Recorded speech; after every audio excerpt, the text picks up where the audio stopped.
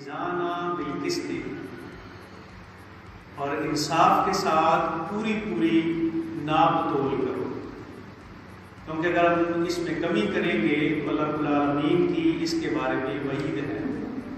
حضور نبی اکرم صلی اللہ علیہ وآلہ وسلم نے فرمایا، جس قوم میں خیانت ظاہر ہو جائے گی اللہ تعالیٰ ان کے دل میں رعب ڈالے گا، انہیں لوگوں کا خوف ہوگا، جو خیانت کرتے ہیں انہیں لوگوں کا خوف ہوگا۔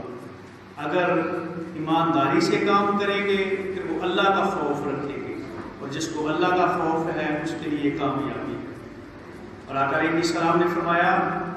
جس قوم میں بکثرت زنا ہوگا اللہ رب العالمین اس قوم کے اوپر بکثرت موت دے دے گا، ان کی زندگیاں کم ہوگی، موت انہیں جلدی آئے گی۔ اس لیے ہر شخص چاہتا ہے کہ اس کی صحت والی زندگی ہو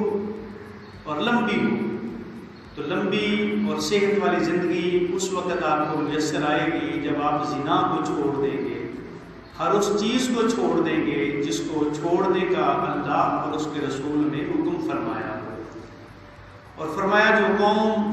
ناپ تول میں کمی کرے گی اللہ رب العالمین اس کے رزق کو کاٹ دے گا۔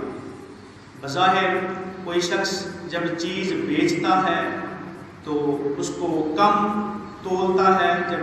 خریدتا ہے تو زیادہ تولتا ہے۔ اسی طرح کپڑے والا کپڑے کی دکان پہ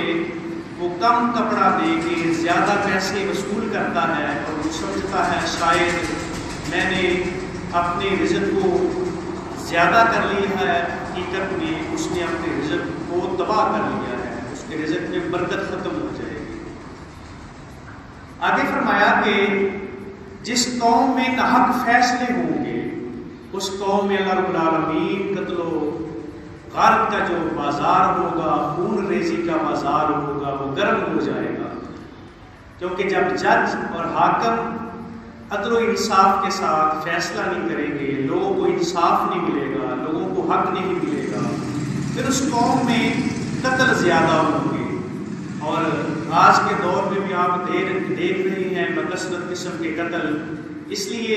لوگوں کے ساتھ انصاف کریں، جس کے ہاتھ میں ترازو ہے وہ انصاف سے کام لے، اور اللہ رب العالمین یہ جو قتل کا بازار ہے، زیادہ قتل ہے، اس میں خالق حقیقی کمی فرمائے گا۔ اور جو قوم